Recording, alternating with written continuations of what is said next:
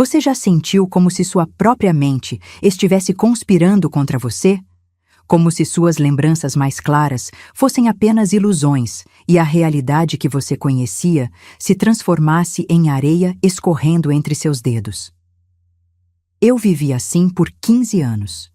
15 anos acreditando que estava perdendo minha sanidade, enquanto na verdade estava perdendo apenas minha vida.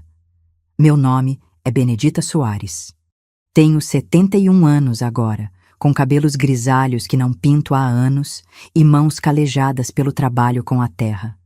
Estas mesmas mãos que hoje cultivam ervas no meu pequeno sítio em Petrópolis já tremeram tanto que mal conseguiam segurar uma xícara de chá. Um chá que eu não sabia estar envenenando minha mente, dia após dia. Ainda me lembro com clareza absoluta daquela tarde chuvosa de abril. O barulho das gotas batendo contra a janela da sala, enquanto eu, sozinha em casa pela primeira vez em semanas, encontrei aquele pequeno diário de capa preta no fundo da última gaveta do escritório. Senti o couro gasto sob meus dedos, e algo me disse para abri-lo. Talvez tenha sido intuição, ou talvez o último suspiro da mulher independente que eu costumava ser, lutando para não se afogar no mar de dúvidas em que eu vivia. Semana 27. Benedita questionou a transferência bancária hoje. Aumentar dosagem do clonazepam no café da manhã. Lembrá-la de que ela mesma autorizou, mas provavelmente esqueceu. A caligrafia era inconfundível, meticulosa, inclinada levemente para a direita. A caligrafia de Arnaldo, meu marido. O homem que a comunidade inteira admirava. O diácono exemplar. O administrador responsável. O marido dedicado de uma pobre senhora que começava a perder a memória. Minhas pernas fraquejaram. Sentei-me no chão frio, as costas apoiadas contra a parede, enquanto virava página após página, descortinando o plano meticuloso de destruição da minha identidade. Não era apenas sobre dinheiro, embora a herança deixada pelos meus pais fosse substancial. Era sobre poder, controle, dominação absoluta. Semana 35. Clara ligou preocupada com a mãe. Reforcei os episódios de confusão, sugeri uma procuração preventiva para Tiago. Ela concordou. Henrique continua resistente, mas está sendo isolado pelos irmãos. Meus próprios filhos. Meus 3 filhos que eu criara sozinha depois da morte prematura do pai deles. Agora estavam convencidos de que sua mãe estava perdendo a capacidade mental. Enxugando as lágrimas que escorriam pelo meu rosto, continuei lendo, descobrindo ali o manual detalhado da minha destruição. Semana 41. Esconder as cartas do banco. Trocar o número do celular dela sem avisar. Agir confuso quando ela mencionar chamadas não atendidas. Aquele diário revelava uma verdade impossível de ignorar. Eu não estava louca, não estava senil. Não estava sofrendo de demência precoce nem de qualquer outro distúrbio cognitivo. Estava sendo sistematicamente envenenada, isolada e manipulada pelo homem que havia jurado me amar e proteger. Quando ouvi o barulho do carro de Arnaldo na garagem, fechei o diário rapidamente e o recoloquei no fundo da gaveta, cobrindo-o com papéis. Minhas mãos tremiam, mas dessa vez não era pelos remédios. Era pelo terror da descoberta e pela adrenalina da revelação. Benedita, onde você está, querida? Sua voz ecoou pelo corredor, aquele tom de falsa preocupação que eu agora reconhecia pela primeira vez. Estou no escritório, só organizando algumas coisas, respondi, surpresa com a firmeza da minha própria voz. Naquele momento, enquanto enxugava as lágrimas e forçava um sorriso, tomei uma decisão. Uma decisão que levaria 8 anos para se concretizar completamente. Não seria mais uma vítima, não seria apagada da própria vida. Encontraria uma maneira de recuperar tudo, minha dignidade, meus bens, meus filhos. Aquela noite, pela primeira vez em anos, não tomei os remédios que Arnaldo tão cuidadosamente me entregava. E assim começou minha longa e silenciosa revolução. Nasci em 1954, em uma casa simples no interior de Minas Gerais. Filha de professores, cresci entre livros e conversas sobre história, matemática e literatura, ao redor da mesa do jantar. Meu pai, Geraldo, acreditava que mulheres deviam estudar tanto quanto homens, ideia revolucionária para a época. E foi ele quem insistiu para que eu cursasse letras na capital. Foi na universidade que conheci Ricardo, meu primeiro marido. Casamos em 1976, jovens e cheios de planos. Ele era engenheiro, e logo surgiu a oportunidade de trabalho no Rio de Janeiro. Mudamos para lá, tivemos nossos 3 filhos, Tiago em 1978, Clara em 1980 e Henrique em 1982. E construímos uma vida confortável. Ricardo trabalhava em grandes projetos de construção civil, enquanto eu lecionava português em um colégio tradicional da Zona Sul. Economizávamos sempre que possível. Quando meus pais faleceram, em 1990 e 1992, herdei a casa no centro histórico de Petrópolis e um terreno na região serrana. Ricardo sempre dizia que esses imóveis seriam nossa segurança para a aposentadoria. Não chegamos a desfrutar dessa segurança juntos. Em 1997, Ricardo sofreu um aneurisma cerebral fulminante enquanto dirigia para o trabalho. Num piscar de olhos, tornei-me viúva aos 43 anos, com 3 filhos no início da vida adulta. Os anos seguintes foram de reconstrução. Vendi nosso apartamento no Rio e mudei-me para a casa de Petrópolis, buscando conforto nas memórias da minha infância. Os filhos já estavam encaminhados. Tiago trabalhava em um banco, Clara cursava psicologia e Henrique, o caçula, ainda estava na faculdade de administração. Comecei a dar aulas particulares de português e redação, e aos poucos construí uma pequena clientela de estudantes pré-vestibular. As tardes eram preenchidas com livros, café e o som de lápis riscando papel. Nos finais de semana, frequentava a missa na igreja de São Pedro de Alcântara e participava do grupo de oração. Foi lá que encontrei acolhimento e amizades. Benedita, você deveria participar da campanha do agasalho este ano, sugeriu Dona Carmen após a missa de um domingo em 2002. Precisamos de alguém organizado como você para catalogar as doações. Aceitei o convite, ansiosa por me sentir útil além das aulas particulares. Na primeira reunião do comitê, sentada entre caixas de roupas usadas e cobertores dobrados, notei um homem de meia idade organizando planilhas. Mãos grandes, cabelos grisalhos nas têmporas, óculos de leitura na ponta do nariz. Este é Arnaldo Mendes, apresentou o padre Paulo. Nosso diácono e tesoureiro há mais de 10 anos, um verdadeiro presente para a paróquia. Arnaldo levantou os olhos da planilha e sorriu. O prazer é todo meu, Dona Benedita. Já ouvi falar sobre a senhora. A professora de português que prepara os jovens para o vestibular, não é mesmo? Sua voz era grave e pausada, como quem pondera cada palavra antes de dizê-la. Havia algo respeitoso na maneira como se dirigiu a mim, não com a piedade que muitos reservavam à pobre viúva, mas com genuíno interesse. Nas semanas seguintes, trabalhamos juntos na campanha. Arnaldo tinha 52 anos. Era viúvo há mais tempo que eu. Nunca tivera filhos. Deus tinha outros planos para mim, ele explicava com serenidade. Administrava os bens de algumas famílias tradicionais de Petrópolis e dedicava boa parte do tempo livre à igreja.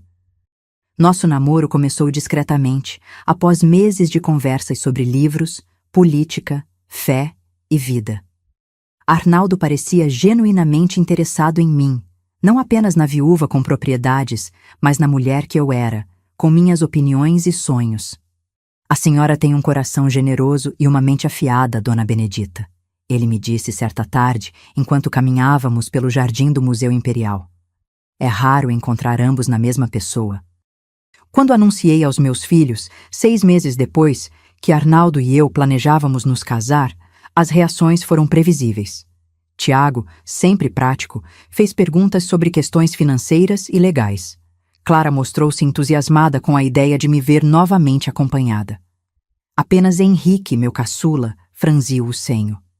Mãe, não acha estranho ele se interessar por uma mulher 20 anos mais velha? Vocês mal se conhecem, questionou enquanto eu preparava o almoço de domingo. Arnaldo tem apenas 1 ano a mais que seu pai teria hoje, Henrique, respondi, um pouco irritada com a insinuação. E nos conhecemos há quase um ano. Não sou nenhuma adolescente impulsiva. O casamento aconteceu na Capela de Santa Cruz, em dezembro de 2002. Uma cerimônia simples, com familiares e amigos próximos. Tiago me conduziu pelo corredor. Clara organizou a pequena recepção no salão paroquial. Henrique compareceu, mas manteve-se distante durante toda a celebração. Arnaldo mudou-se para minha casa em Petrópolis. Os primeiros meses foram de adaptação tranquila. Ele parecia respeitar minha independência, apoiava meu trabalho com os estudantes e frequentemente trazia flores ou pequenos presentes quando voltava de suas reuniões de trabalho. Eu me sentia viva novamente, protegida, vista. Aos 48 anos, havia encontrado uma segunda chance no amor. Como poderia imaginar que essa segunda chance seria, na verdade, o início do meu pesadelo? A transformação foi tão gradual que, olhando para trás, percebo como fui incapaz de identificar os sinais. Como a rã na panela, que não percebe a água esquentando até ser tarde demais, fui lentamente cozida em minha própria ingenuidade. No primeiro ano de casamento, Arnaldo sugeriu que eu reduzisse o número de alunos particulares. Você trabalhou a vida toda, querida. Não precisa se cansar tanto agora que estamos juntos. Posso cuidar das nossas finanças. Achei o gesto amoroso e reduzi minhas turmas pela metade. Com o tempo livre, passei a me dedicar ao jardim nos fundos da casa, cultivando ervas aromáticas e flores. Era um pequeno pedaço de paraíso, onde eu me sentia conectada à natureza e às memórias da minha infância na casa dos meus pais. Em 2004, começaram os pequenos incidentes. Um dia, não encontrei as chaves da casa onde tinha certeza de tê-las deixado. Benedita, você as colocou na gaveta da cozinha, lembra? Arnaldo dizia com aquela expressão de paciência excessiva. Você me disse ontem que começaria a guardá-las lá. Eu não me lembrava de ter dito tal coisa, mas aceitei a explicação. Talvez estivesse cansada quando mencionei isso. Talvez realmente estivesse esquecendo pequenas coisas. Afinal, já estava na casa dos 50. Os incidentes multiplicaram-se. Documentos importantes que sumiam e reapareciam em lugares improváveis. Compromissos que eu tinha certeza de ter marcado para uma data, mas que no meu caderno constavam em outra. Conversas que Arnaldo jurava que tivemos, mas das quais eu não tinha nenhuma lembrança. Querida, você não se lembra? Conversamos sobre isso na semana passada, durante o jantar com os Monteiro. Ele insistia, com aquela expressão preocupada que se tornaria tão familiar. Está acontecendo com frequência ultimamente.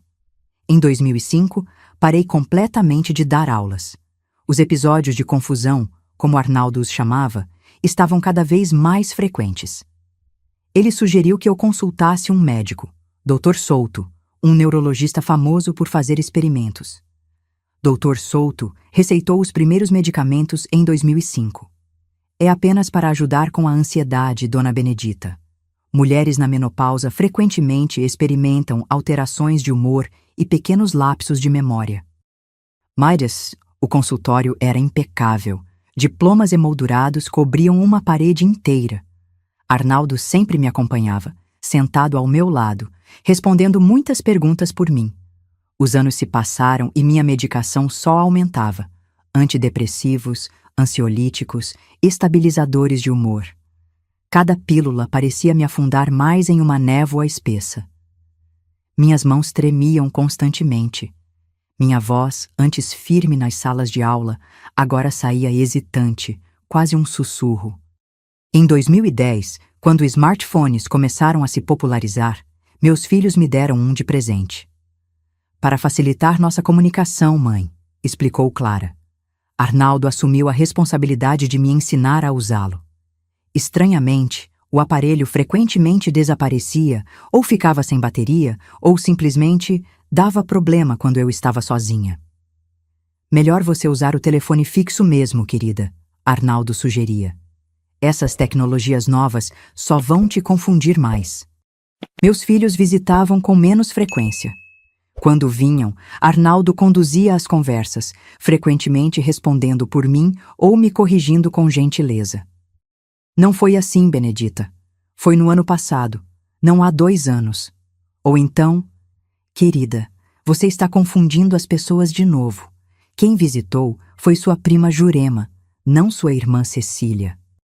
Em 2014, por insistência de Arnaldo e com a concordância preocupada dos meus filhos, assinei uma procuração dando a Tiago poderes para administrar a casa do centro histórico. É apenas uma precaução, mãe, meu primogênito explicou, evitando meu olhar, para facilitar caso você precise de cuidados mais intensos. No ano seguinte, o terreno na serra foi transferido para um fundo familiar, que Arnaldo criou com a ajuda de um advogado seu conhecido. Naquela época, eu já estava tão sedada e confusa que mal entendi os documentos que assinei. Abril de 2017 chegou chuvoso e frio em Petrópolis. Arnaldo havia aumentado minha dose de calmantes após um episódio em que quebrei acidentalmente um jogo de porcelana que pertencera à minha mãe. Minhas mãos tremiam tanto que mal conseguia segurar uma xícara. Naquela tarde de sexta-feira, 21 de abril, Arnaldo saiu para uma reunião do conselho paroquial. Volto em algumas horas, querida. Já tomou seus remédios da tarde? Assenti silenciosamente, observando pela janela enquanto seu carro desaparecia na neblina. Uma inquietação estranha me dominou assim que fiquei sozinha. Era como se uma parte adormecida do meu cérebro estivesse lutando para despertar. Caminhei lentamente pelo corredor, passando os dedos pelas paredes para me manter equilibrada. O escritório de Arnaldo permanecia sempre trancado, mas naquele dia, em sua pressa para sair na chuva, ele havia esquecido a chave na porta. Hesitei por um momento. Em nossos 15 anos de casamento, nunca havia entrado ali sem sua permissão expressa. Benedita não deve mexer no escritório, ele sempre dizia aos filhos. Ela pode desorganizar documentos importantes sem perceber. Girei a chave e entrei. O aroma de couro e papel velho preencheu meus sentidos. As paredes estavam cobertas por estantes com livros de direito e contabilidade. A escrivaninha de mogno, impecavelmente organizada, continha apenas uma pequena pilha de correspondências, um porta-canetas e um notebook fechado. Comecei a abrir as gavetas, sem saber exatamente o que procurava. A primeira continha apenas material de escritório. A segunda, pastas com extratos bancários. Percebi que eram contas em meu nome que eu desconhecia completamente. A terceira estava trancada. No porta-canetas, encontrei uma pequena chave dourada. Encaixou-se perfeitamente na fechadura da gaveta. Dentro, havia várias pastas com documentos de transferência dos meus bens e, no fundo, escondido sob os papéis, um pequeno diário de capa preta. O diário estava meticulosamente organizado por semanas e datava dos últimos 10 anos. Com mãos trêmulas, comecei a folhear as páginas. A caligrafia impecável de Arnaldo saltava aos meus olhos. Semana 12. Comecei a esconder objetos pequenos e sugerir que ela os perdeu. A confusão em seu rosto é evidente. Quando questiona, mostro preocupação excessiva. Semana 26. Alterei a dose dos ansiolíticos. O Dr. Souto coopera bem, sem fazer muitas perguntas. Ela está mais letárgica.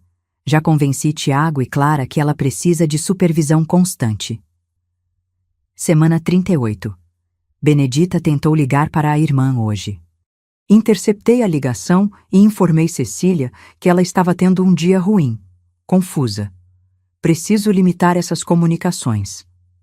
Página após página, Arnaldo documentava cada aspecto do seu plano para me destituir de minha autonomia, minha sanidade e meus bens. O diário detalhava como ele alterava minhas medicações, como criava situações para me fazer parecer confusa, como convencia sistematicamente meus filhos e amigos de minha suposta instabilidade mental. Semana 152. Clara sugeriu uma casa de repouso. Ainda não é o momento. Preciso finalizar as transferências do terreno da serra antes. As lágrimas embaçavam minha visão enquanto eu continuava lendo. O café que havia preparado antes esfriava na cozinha esquecido. A chuva batia nas janelas com força, como se o próprio céu compartilhasse da minha angústia. Na última entrada, datada de apenas 3 dias antes, li: retornarei ao cartório na próxima semana para finalizar a transferência da casa. Benedita não apresentará objeções no estado em que se encontra. Caso demonstre lucidez momentânea, Dr. Souto já preparou a declaração de incapacidade. O som do carro de Arnaldo na garagem me despertou do transe. Rapidamente, coloquei o diário de volta no fundo da gaveta, tranquei-a e devolvi a chave ao porta-canetas. Com o coração disparado, saí do escritório, tranquei a porta e caminhei rapidamente para a sala. Quando Arnaldo entrou, sacudindo o guarda-chuva molhado, encontrou-me sentada no sofá, aparentemente calma, com um livro aberto no colo. "Como foi sua tarde, querida?" perguntou ele, com aquele sorriso que antes me parecia gentil e agora reconheci como calculista. "Tranquila", respondi, surpreendendo a mim mesma com a firmeza da minha voz. "Apenas lendo um pouco." Naquela noite, quando Arnaldo me trouxe os comprimidos habituais com um copo d'água, levei-os à boca como sempre fazia. Mas, pela primeira vez em anos, não os engoli. Escondi-os sob a língua e mais tarde os descartei no vaso sanitário. Aquela pequena ação, aquele primeiro ato de resistência, marcou o início da minha libertação. Deitada ao lado de Arnaldo naquela noite, permaneci imóvel, fingindo o sono pesado induzido por medicamentos que não havia tomado. Minha mente, porém, estava mais alerta do que estivera em anos.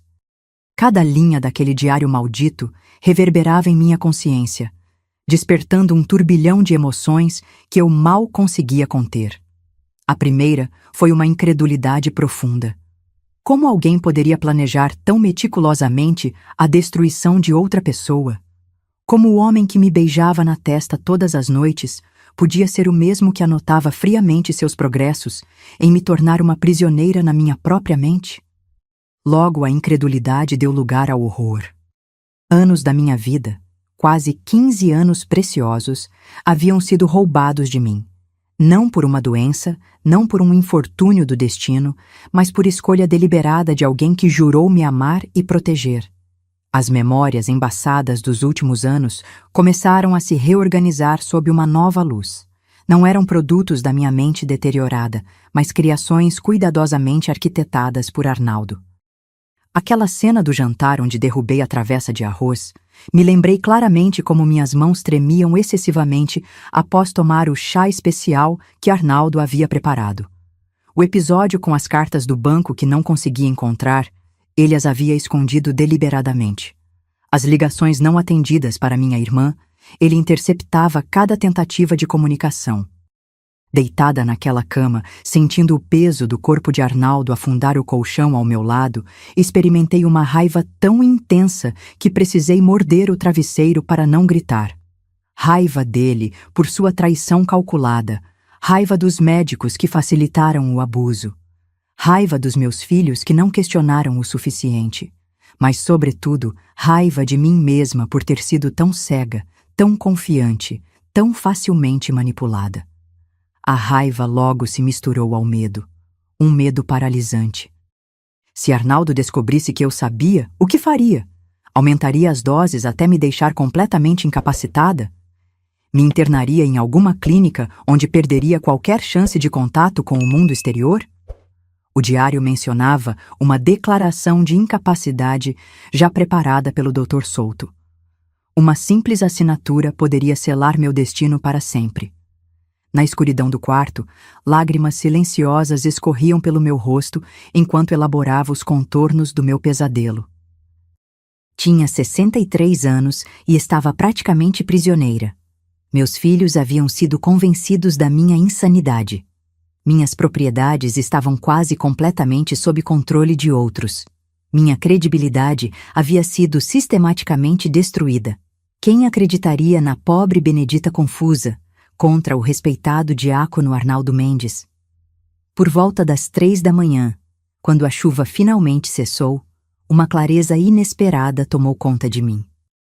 Pela primeira vez em anos, podia sentir minha mente funcionando sem a névoa dos medicamentos. Era como emergir de um oceano profundo e finalmente respirar ar puro. Com essa clareza veio uma compreensão devastadora. Eu não poderia confrontar Arnaldo diretamente. Não poderia simplesmente acordá-lo, jogar o diário em seu rosto e exigir explicações. O jogo de poder era completamente desequilibrado. Ele tinha tudo: credibilidade, controle financeiro, apoio médico, até mesmo a confiança dos meus filhos. Eu não tinha nada além do conhecimento recém-descoberto. E então, no meio daquela noite interminável, tomei a decisão mais difícil da minha vida. Precisaria fingir. Fingir que ainda estava sob o efeito dos medicamentos. Fingir que ainda acreditava nas mentiras. Fingir submissão enquanto secretamente planejava minha fuga. Ao lado, Arnaldo se moveu no sono, murmurando algo ininteligível. Senti um calafrio percorrer minha espinha. Estava deitada ao lado do arquiteto da minha destruição, do homem que transformou meu lar em prisão e minha mente em inimiga. Na manhã seguinte, quando Arnaldo me ofereceu os comprimidos com o sorriso habitual, os coloquei na boca e bebi a água. Assim que ele saiu do quarto, escondi os comprimidos em uma pequena abertura que descobri no forro do meu chinelo. Desci para o café da manhã, fingindo a letargia habitual. "Como se sente hoje, querida?" perguntou ele, observando-me por cima de sua xícara de café. "Um pouco confusa", respondi, deixando minha mão tremer ligeiramente ao pegar a torrada. "Que dia é hoje mesmo?" A satisfação em seu rosto era evidente. "É sábado, Benedita, 22 de abril. Não se preocupe, estou aqui para cuidar de você." Naquele momento, enquanto mastigava lentamente a torrada sem sentir seu gosto, uma nova emoção emergiu do caos interior. Determinação. Determinação feroz, primitiva, absoluta. Eu sobreviveria a isso, recuperaria minha vida, minha dignidade, meus filhos. Não importava quanto tempo levasse. Comecei a planejar cada passo com o cuidado de quem caminha em um campo minado. Precisava de um telefone que Arnaldo não controlasse. Precisava de dinheiro que ele não pudesse rastrear. Precisava, sobretudo, de um refúgio onde ele não me encontrasse. Os dias seguintes foram uma tortura emocional. Cada sorriso de Arnaldo, cada toque aparentemente carinhoso, cada pergunta sobre como eu estava me sentindo, tudo agora revelava sua verdadeira natureza predatória. Precisei de toda a minha força para não demonstrar o nojo e o pavor que sentia. Nas raras ocasiões em que ficava sozinha, comecei a anotar pequenos detalhes do diário em pedaços de papel que escondia dentro de um velho livro de receitas. Arnaldo nunca olhava ali. Cozinhar havia se tornado muito perigoso para mim há anos. Uma semana após a descoberta do diário, durante uma noite insone, lembrei-me de minha prima Jurema em Nova Friburgo. Ela havia tentado me visitar várias vezes ao longo dos anos, mas Arnaldo sempre encontrava desculpas para adiar os encontros. Jurema não tinha filhos, vivia sozinha desde a morte do marido e raramente usava telefone celular ou computador. Era perfeita, uma conexão que Arnaldo havia negligenciado controlar. A esperança, tímida e frágil, começou a brotar em meio ao desespero. Eu encontraria um caminho para sair daquele labirinto de mentiras, e Arnaldo descobriria que subestimou gravemente a mulher que pensou ter quebrado. Os dias que se seguiram à descoberta do diário foram uma coreografia delicada entre a verdade e o fingimento. Cada manhã, eu despertava com a consciência pesada do que sabia e a necessidade urgente de ocultar esse conhecimento. O simples ato de olhar para Arnaldo durante o café da manhã exigia uma força que eu não sabia possuir. "Podemos visitar o Tiago este fim de semana?" perguntei numa terça-feira, testando os limites da minha nova realidade. Arnaldo levantou os olhos do jornal. Agora eu podia ver claramente a avaliação calculista por trás daquele olhar que antes interpretava como preocupação. "Acho que não seria bom para você, querida. Você ficou bastante confusa na última visita, lembra? O médico recomendou ambientes tranquilos e rotina estável." Baixei os olhos como sempre fazia, mas internamente registrei a mentira. Não havíamos visitado Tiago nos últimos 3 meses, e nenhum médico havia feito tal recomendação. Pelo menos não um que eu tivesse realmente consultado. Naquele mesmo dia, quando Arnaldo saiu para sua reunião semanal na paróquia, executei meu primeiro ato de resistência concreta. Liguei para Jurema usando o telefone fixo da cozinha. Jurema? É a Benedita. Dita, quanto tempo! Estive pensando em você semana passada quando... Jurema, interrompi, consciente de que tinha pouco tempo. Preciso te fazer uma pergunta. Você ainda tem aquele quarto de hóspedes? Houve uma pausa. Claro que sim, mas... Está tudo bem, prima? Não, não está. Não posso explicar agora, mas... Engoli em seco. Posso precisar ficar com você por um tempo, sem avisar ninguém, nem mesmo meus filhos. Outra pausa, mais longa. É o Arnaldo, não é? Sempre achei estranho como ele te isolou de todos nós. O alívio de ser compreendida, mesmo que parcialmente, quase me fez desmoronar. Sim, sussurrei, as lágrimas escorrendo pelo rosto. É pior do que você imagina. Venha quando precisar, a porta estará aberta. Aquela curta conversa foi a primeira brecha no muro que Arnaldo construíra ao meu redor. Uma saída, uma possibilidade, uma esperança. Na quinta-feira daquela mesma semana, Arnaldo anunciou que teríamos visitas para o jantar. Dr. Souto e a esposa virão esta noite, informou enquanto eu regava as plantas do jardim interno. Ele quer verificar como você está respondendo ao novo tratamento. Senti o estômago afundar. Dr. Souto, o cúmplice mencionado no diário, o médico que assinava receitas sem me examinar adequadamente. Que bom, respondi com falsa docilidade. Vou preparar aquele bolo de laranja que ele gosta. Arnaldo franziu o senho. Bolo? Você não tem feito bolos há anos, Benedita. E o Dr. Souto nunca esteve aqui para jantar antes. Percebi meu erro imediatamente. Em minha ânsia por parecer normal, havia esquecido de manter a fachada de confusão mental. Ah, murmurei, piscando rapidamente como se tentasse clarear os pensamentos. Me confundi então. Achei que já o conhecíamos socialmente. O olhar de Arnaldo era uma mistura de suspeita e cálculo. É melhor tomar seus remédios agora, em vez de esperar até depois do almoço. Aquela noite foi um teste crucial para minha recém-descoberta habilidade de dissimulação. Dr. Souto, um homem de 50 e poucos anos com um sorriso que não alcançava os olhos, examinou-me brevemente na sala de estar. Como tem se sentido, Dona Benedita? Ainda tendo aqueles episódios de confusão? Às vezes, respondi, permitindo que minha voz tremesse ligeiramente. Ontem mesmo, achei que era dia de feira, quando na verdade era quarta-feira. Arnaldo assentiu gravemente, trocando um olhar significativo com o médico. E os tremores nas mãos? Ainda persistem? Mostrei minhas mãos, deixando-as tremer visivelmente, algo que aprendi a controlar nos últimos dias sem medicação. Vêm e vão. Dr. Souto fez algumas anotações em um bloco. Vamos ajustar a medicação novamente. Acredito que um aumento na dose do clonazepam será benéfico. Virou-se para Arnaldo. Você tem sido extraordinário cuidando dela, Arnaldo. Muitos maridos teriam desistido diante de uma situação tão desafiadora. Observei a falsa modéstia no rosto de Arnaldo enquanto ele aceitava o elogio. A náusea me subiu à garganta. Durante o jantar, fiz questão de derrubar o garfo 2 vezes e confundir os nomes da esposa do médico, chamando-a ora de Marisa, ora de Marina. Cada pequeno lapso era meticulosamente registrado pelos olhares dos presentes, alimentando a narrativa da minha suposta deterioração mental. Quando finalmente foram embora, Arnaldo veio com os novos comprimidos, agora maiores e em maior quantidade. O doutor acha que isso vai te ajudar a ficar mais estável, explicou, observando enquanto eu os colocava na boca.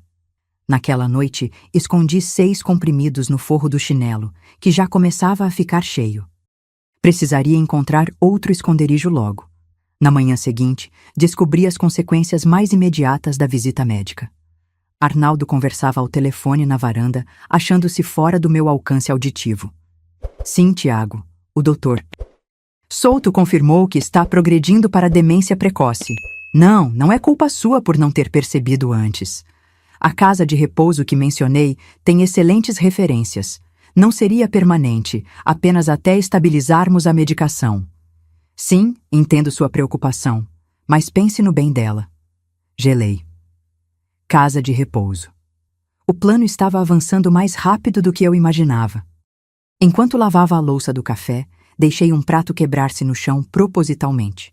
Não para reforçar a imagem de fragilidade, mas para liberar parte do desespero que me consumia.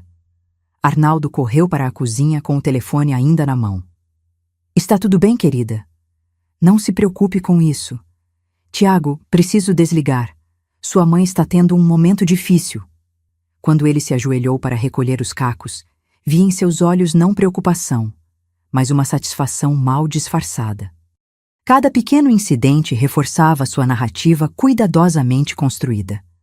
Cada momento de aparente confusão era um tijolo a mais no muro da minha prisão.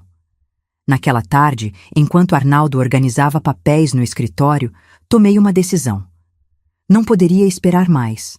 A menção à casa de repouso significava que meu tempo estava se esgotando rapidamente. Em 3 dias, no máximo, eu precisaria executar meu plano de fuga, por mais precário que ainda fosse. A verdade havia sido como um terremoto em minha vida, abrindo fendas irreparáveis na estrutura que eu acreditava ser meu casamento. Agora, das ruínas daquela existência manipulada, eu precisava construir uma rota de escape antes que fosse tarde demais. A primeira dificuldade concreta era o dinheiro. Arnaldo controlava todas as nossas finanças, ou melhor, minhas finanças que ele havia usurpado. Não tinha acesso aos cartões bancários, nem conhecia as senhas atuais das contas que originalmente eram minhas. Quando precisava de algo, pedia a ele, que avaliava se o pedido era necessário.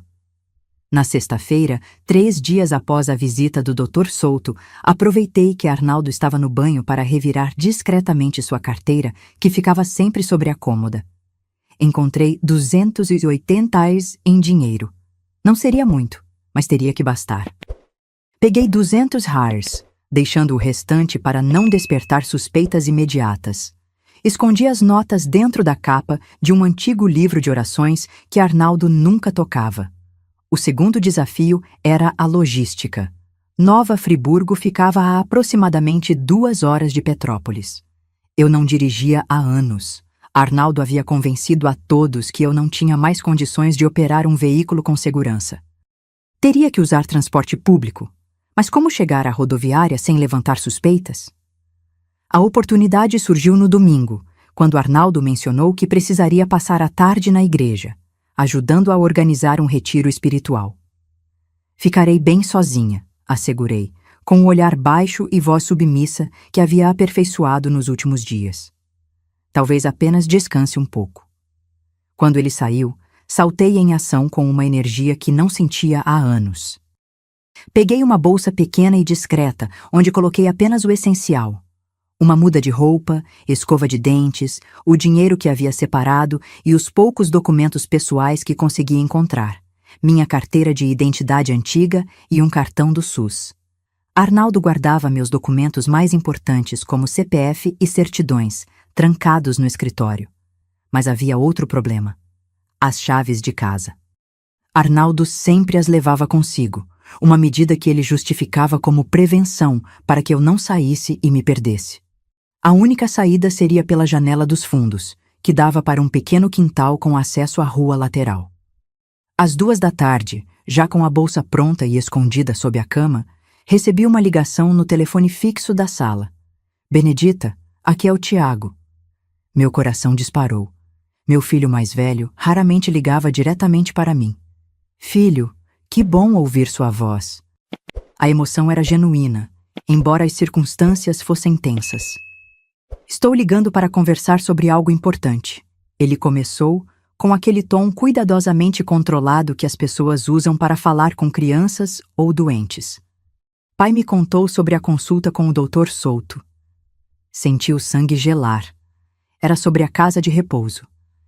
Sei que deve parecer assustador, continuou ele, mas todos concordamos que seria o melhor para você passar algum tempo num lugar com cuidados especializados. Quando? Consegui perguntar, minha voz mal saindo. Na terça-feira irei com o pai te buscar. Já visitei o lugar, mãe. É muito bonito, com jardins e atividades. Não é um hospital, é mais como um hotel com enfermeiras. Uma prisão com flores continuava sendo uma prisão. Terça-feira. Eu tinha menos de 48 horas.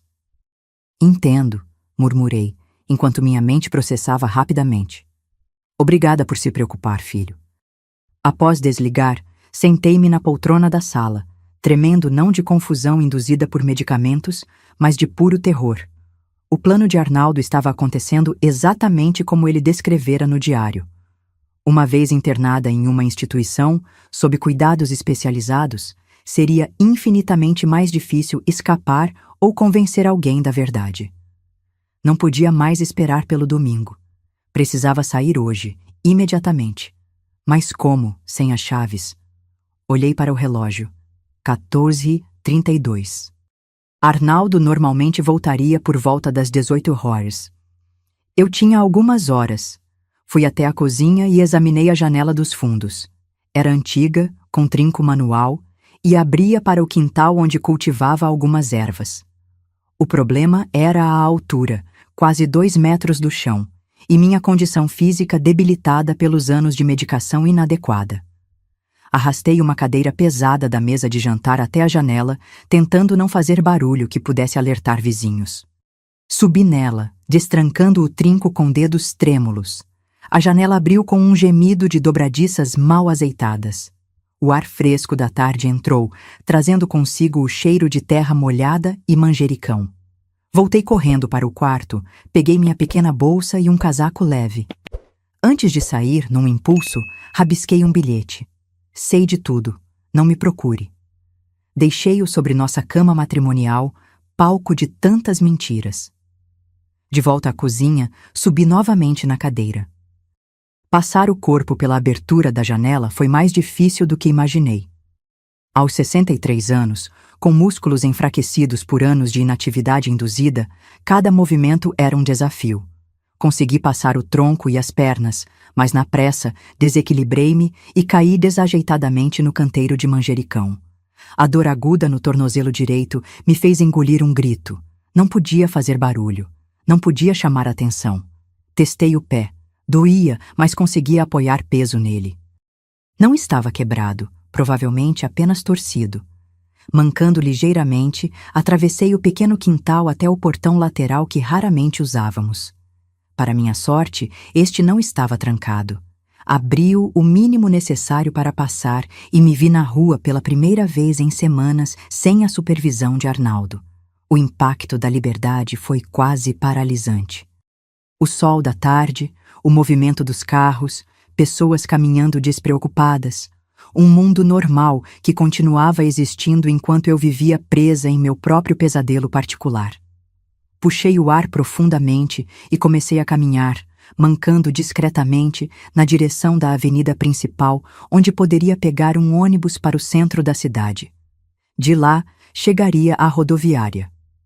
Ao passar pela casa da vizinha, Dona Marlene, nossos olhares se cruzaram.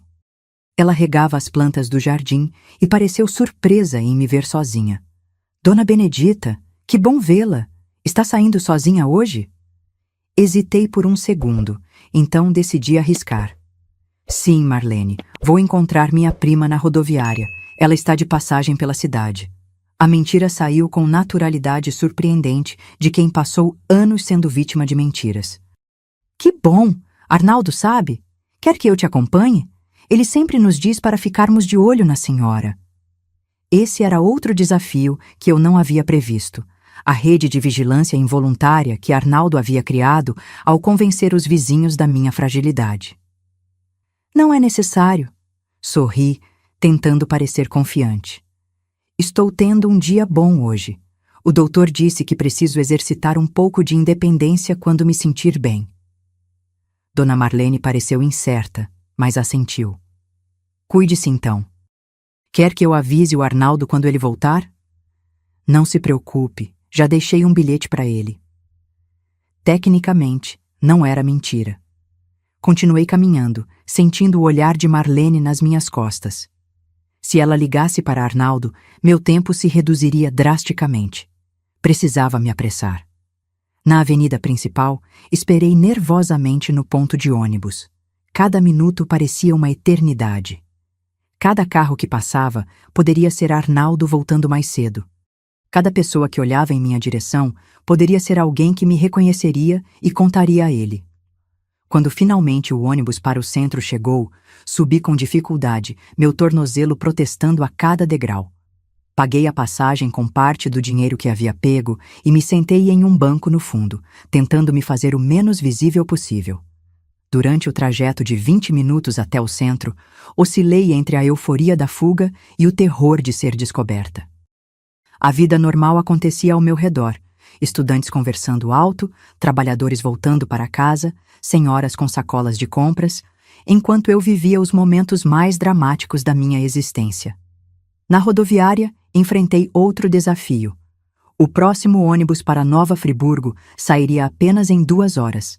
2 horas expostas, vulnerável, em um lugar público onde Arnaldo poderia facilmente me encontrar se já tivesse descoberto minha fuga. Comprei o bilhete e procurei o lugar mais discreto possível para esperar, uma lanchonete no 2º andar, com vista para a entrada principal.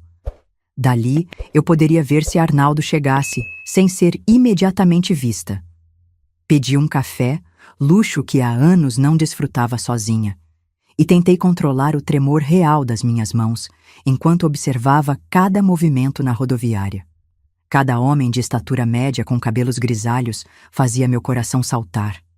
Cada sirene distante parecia anunciar minha captura iminente.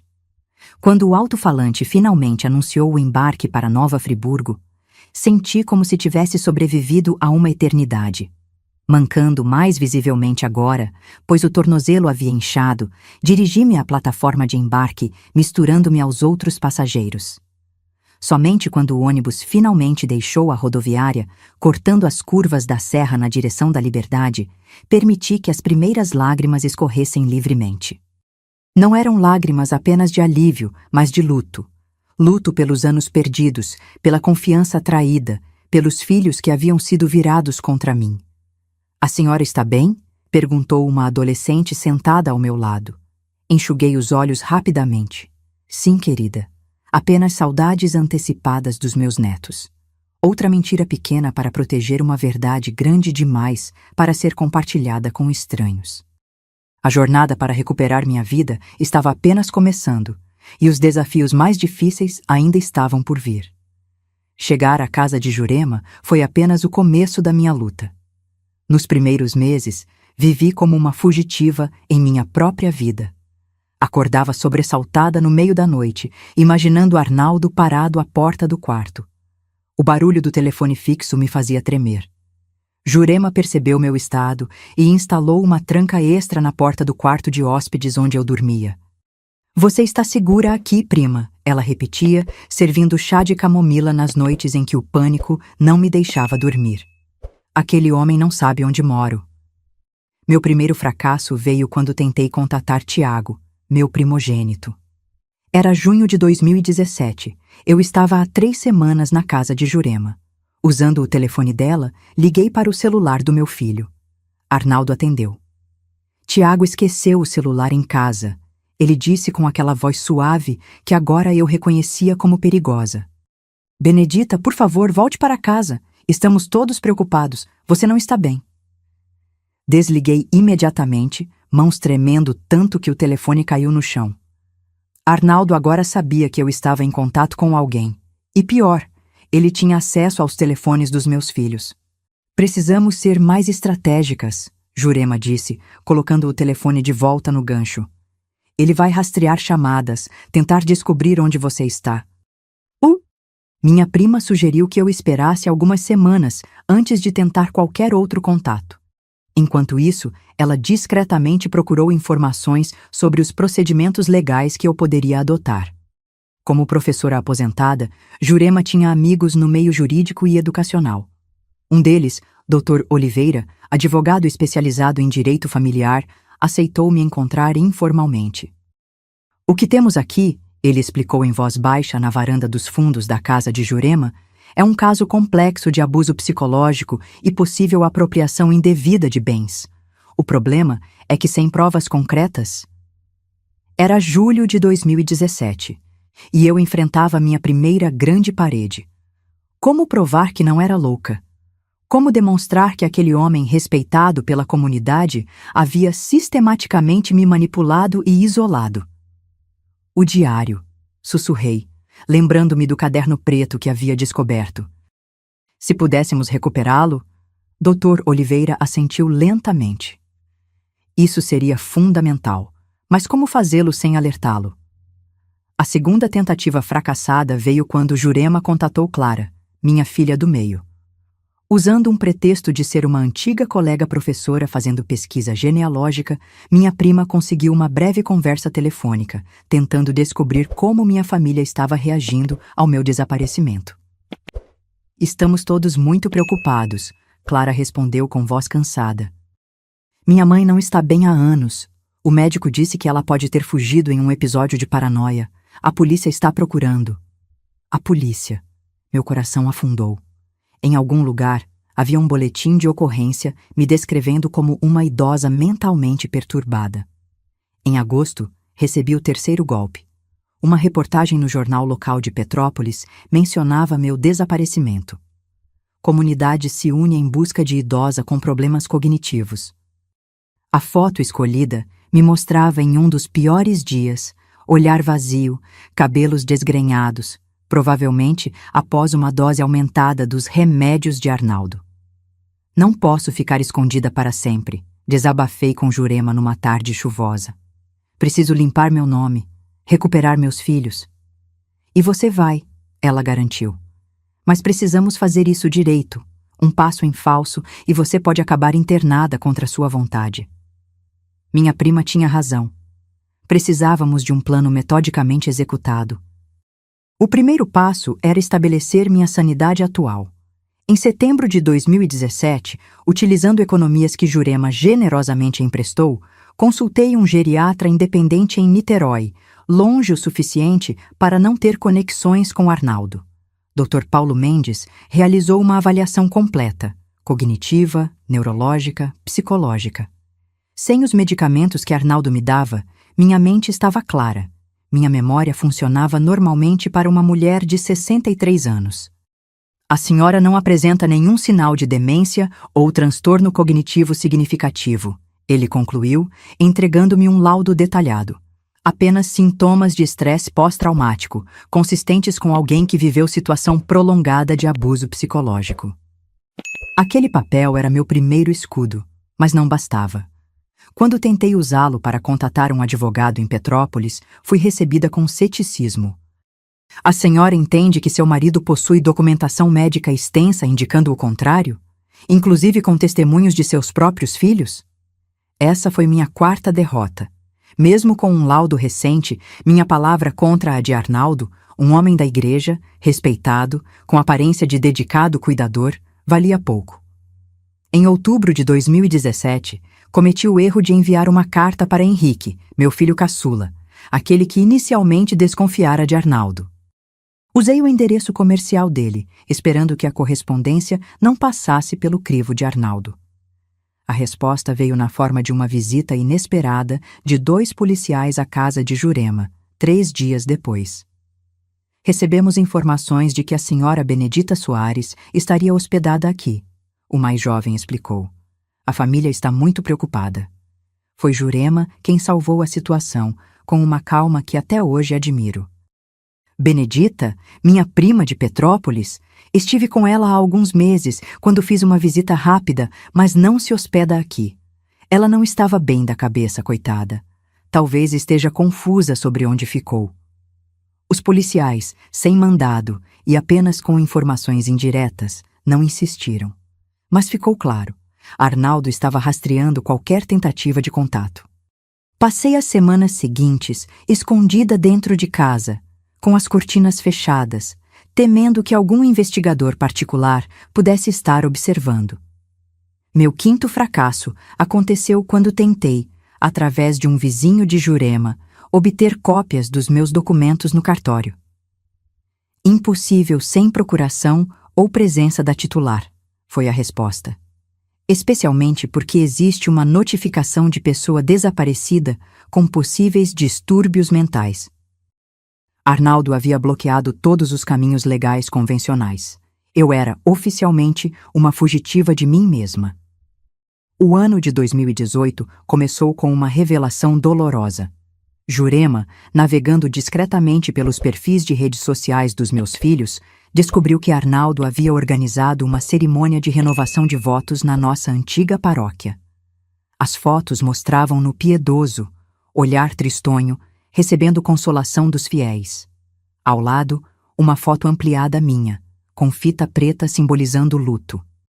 Ele está construindo a narrativa da viúva, murmurou o Dr. Oliveira, que se tornara um aliado constante. Não legalmente, claro, mas perante a comunidade. Foi olhando aquelas imagens que tomei uma decisão. Precisava me reconstruir antes de recuperar minha vida anterior.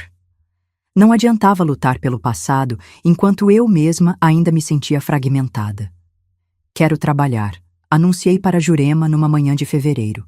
Algo simples, que não exige a documentação completa. Iniciei dando aulas particulares de reforço para crianças do bairro, usando apenas meu primeiro nome. Minha experiência como professora antes do casamento com meu primeiro marido voltou naturalmente. O dinheiro era pouco, mas representava a independência. Cada moeda economizada significava um passo para longe da invalidez que Arnaldo havia construído para mim. Em março, conheci Dona Socorro, uma senhora de 80 anos que vendia ervas medicinais na feira local. Comecei a ajudá-la nas manhãs de sábado, aprendendo sobre plantas que nunca tinha visto em Petrópolis. Esta é a ruda, ela explicou, esfregando as folhas entre os dedos enrugados. Planta de proteção, afasta energias negativas. Naquela simplicidade, encontrei um propósito. As ervas não exigiam documentos, não questionavam minha sanidade, não pediam explicações. Em abril, já tinha minha própria barraquinha ao lado da de Dona Socorro. Você tem mãos boas para as plantas, ela comentou um dia. É como se elas entendessem sua dor. O grande desafio seguinte veio em maio de 2018, quando Clara postou online que estava grávida do primeiro filho. A notícia me atingiu como um raio. Eu seria a avó e não poderia conhecer meu neto a menos que recuperasse minha identidade. Não posso esperar mais, confessei a Dr. Oliveira em uma de nossas reuniões regulares. Preciso de um caminho legal para me defender. Foi ele quem sugeriu a abordagem que mudaria tudo. E se conseguíssemos provar que os medicamentos que ele administrava eram inadequados? Isso poderia revelar a manipulação. Conseguir amostras dos remédios que Arnaldo me dava parecia impossível, mas havia outra possibilidade. Meus exames médicos antigos. Se pudéssemos obter cópias, talvez encontrássemos inconsistências, prescrições injustificadas. Dr. Martins, um antigo amigo do meu primeiro marido e advogado aposentado que Dr. Oliveira conseguiu contatar, ofereceu-se para ajudar. Com procuração limitada e argumentando necessidade de acesso para questões previdenciárias, ele solicitou meus prontuários médicos no Hospital Principal de Petrópolis. Em julho de 2018, recebemos as primeiras páginas. Exames que não indicavam nenhuma condição neurológica severa, seguidos por prescrições crescentes de tranquilizantes potentes e antipsicóticos sem diagnóstico justificável. Isso é base para questionamento, explicou o Dr. Martins. Não prove sua sanidade atual, mas levanta dúvidas sobre o tratamento anterior. Enquanto construíamos lentamente esse caso, aprendi a viver uma vida paralela. Tornei-me Dita, nunca Benedita, para os vizinhos de Nova Friburgo. Cultivava um pequeno jardim nos fundos da casa de Jurema. Vendia ervas na feira.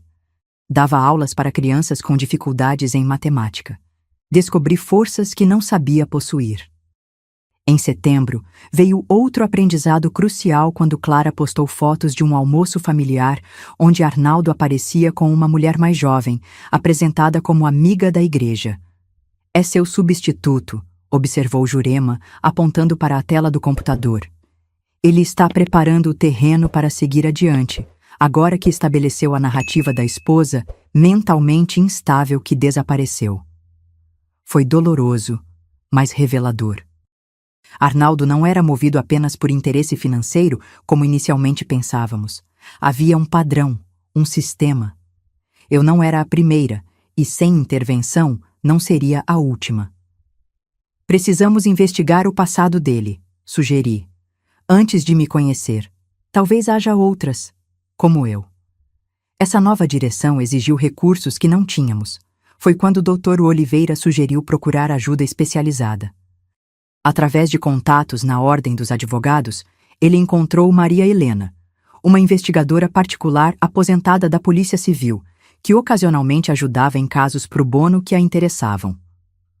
Um predador que usa a igreja como disfarce?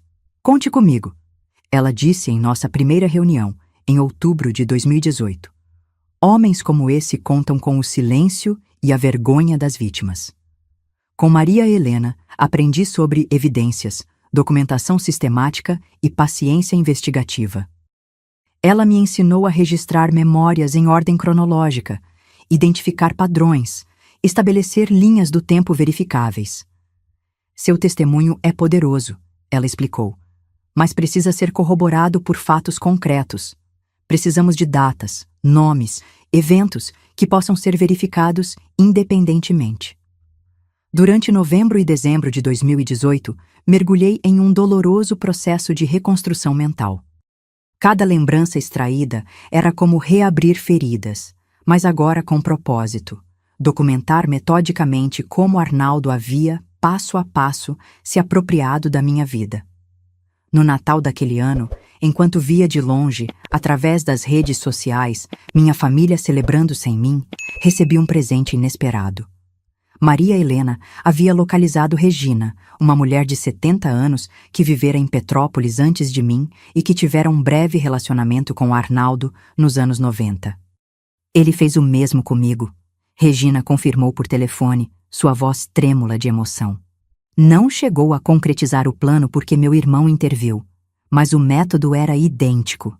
Pequenas dúvidas sobre minha memória, preocupações excessivas com minha saúde, isolamento gradual. Aquela voz desconhecida, compartilhando detalhes tão familiares da minha própria experiência, foi a validação que eu tanto precisava. Não era minha imaginação, não era paranoia. Era um esquema deliberado que eu tivera a sorte, ou coragem, de escapar antes da conclusão.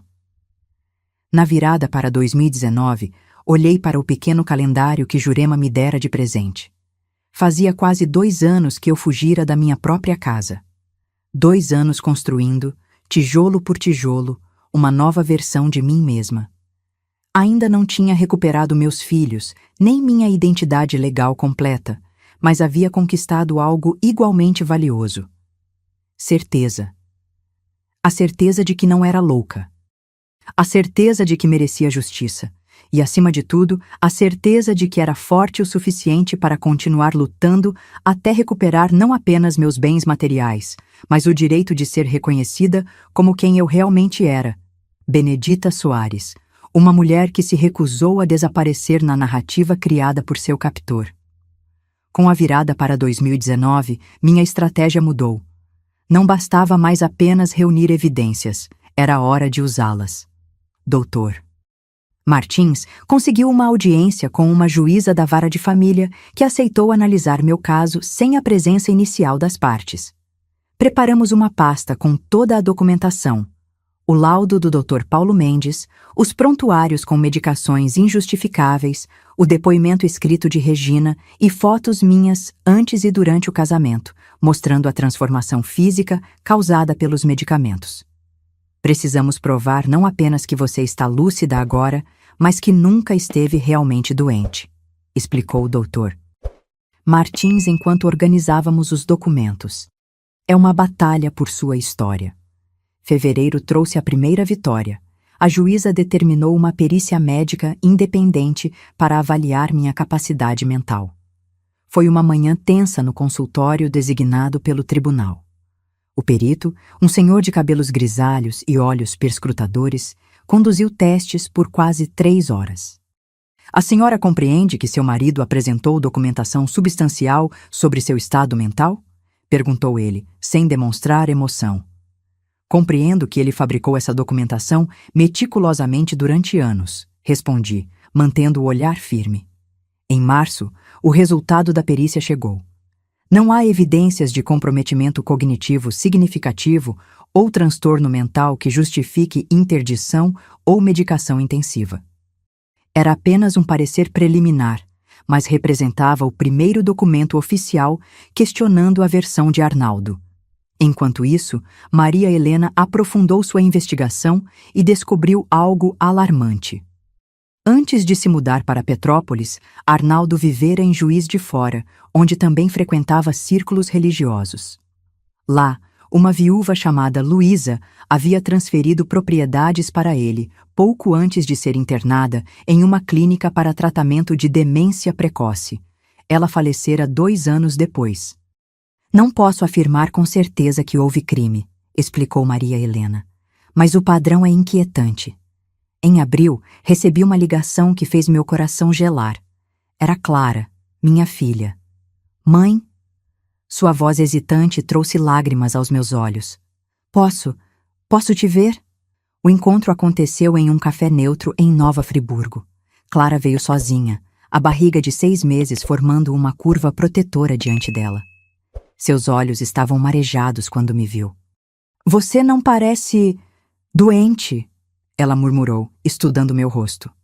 Nunca estive, querida, respondi suavemente. Durante 2 horas, mostrei a ela cópias dos documentos que havíamos reunido. Ela oscilava entre choque, negação e culpa. Antes de partir, colocou minha mão sobre sua barriga. Sinto chutes mais fortes quando você fala, disse com um pequeno sorriso. Acho que ele reconhece a voz da avó. Aquele momento de reconexão me deu esperança, mas também aumentou os riscos. 1 semana depois, Arnaldo apareceu na porta da casa de Jurema.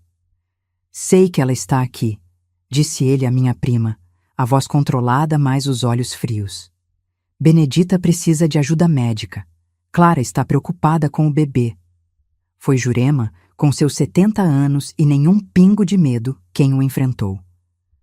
Não sei do que está falando, senhor, e sugiro que saia antes que eu chame a polícia.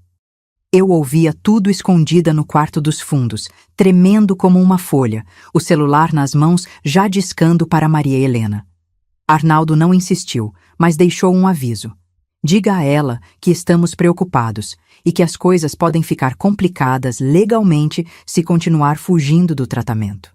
Aquela visita mudou tudo. Não era mais seguro ficar na casa de Jurema.